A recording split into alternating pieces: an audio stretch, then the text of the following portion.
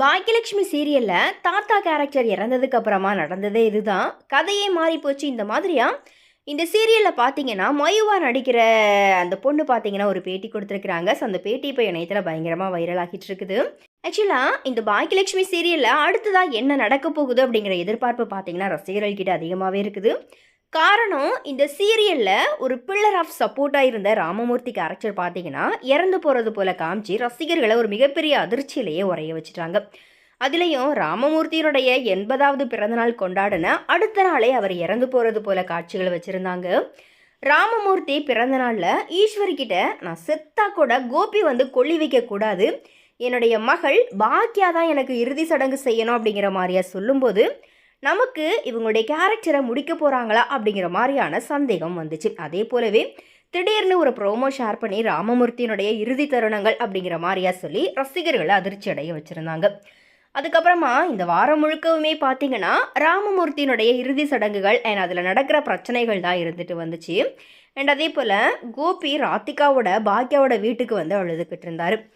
அதே போல் எழிலுமே பார்த்தீங்கன்னா அமிர்தாவை கூட்டிக்கிட்டு வீட்டுக்கு வந்திருக்கிறாரு. இனி ராமமூர்த்தியினுடைய இறுதி சடங்கை பாக்கியா தான் செய்வாங்க அப்படிங்கிற மாதிரியா ஈஸ்வரி பார்த்தீங்கன்னா கோபி கிட்ட சண்டை போட்டாங்க.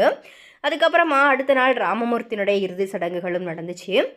அண்ட் இத்தனை வருடங்களாக இந்த சீரியலில் கம்பீரமான கேரக்டரில் நம்ம பார்த்துட்டு வந்த ராமமூர்த்தி தாத்தா இப்போது இறந்து போயிருக்கிறத பார்த்து வீட்டில் இருக்கிற பல பெண்கள் கூட ஏதோ அவங்க வீட்டிலையே துக்கம் நடந்தது போல் ஃபீல் பண்ணிட்டு வராங்க. சீரியல் காட்சிகள் தத்ரூபமாக இருக்கணும் அப்படிங்கிறதுக்காக நொடிக்கு ஒரு டைம் பார்த்தீங்கன்னா ராமமூர்த்தியினுடைய முகத்துக்கு க்ளோஸ்அப் வச்சிடுறாங்க.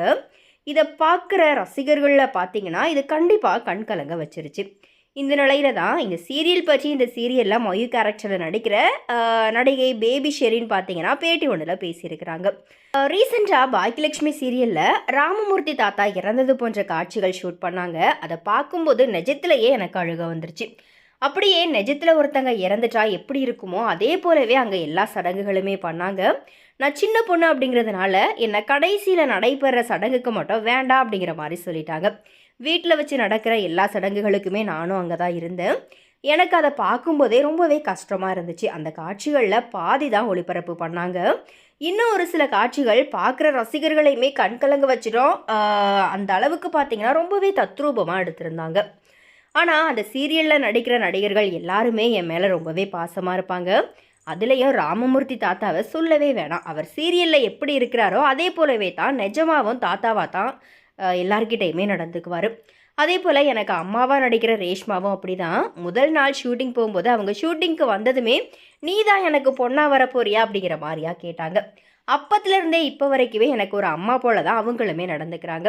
அவங்க ஷூட்டிங் ஸ்பாட்டில் இருந்தால் அவ்வளோ கலகலப்பாக இருக்கும். அதே போல் இதுக்கு முன்னாடி எழில் கேரக்டரில் நடித்த விஜய் விஷால் அண்ணாவும் அப்படி தான். அவரும் முதல் நாள் ஷூட்டிங் போனப்போவே என்கிட்ட வந்து பேசிட்டாரு. அதுக்கப்புறமா நான் சில காட்சிகள் நல்லா பண்ணிட்டா பலருமே என்னை பயங்கரமாக பாராட்டுவாங்க. ஷூட்டிங் ஸ்பாட்டில் சாக்லேட் எல்லாமே வாங்கி தருவாங்க. இதுக்கு முன்னாடி நான் கோர்ட்டில் என்னுடைய அம்மாவுக்கு எதிராக ஈஸ்வரி பாட்டிக்கு ஆதரவாக சாட்சி சொல்லுவேன். அந்த காட்சி நடித்து முடிச்சதுமே ரொம்பவே பயப்பட்டேன். எப்படி வந்துச்சுன்னு தெரியலையே அப்படிங்கிற மாதிரியா நினச்சிக்கிட்டே இருந்தேன். ஆனால் அந்த காட்சியில் நடித்ததுக்காக எல்லாருமே என்னை பாராட்டினாங்க. அதே போல் பாக்கியலட்சுமி சீரியலில் இன்னைக்கு கதையே வேறு விதமாக இருக்கும் அப்படிங்கிற மாதிரியாவும் சொல்லியிருக்கிறாங்க.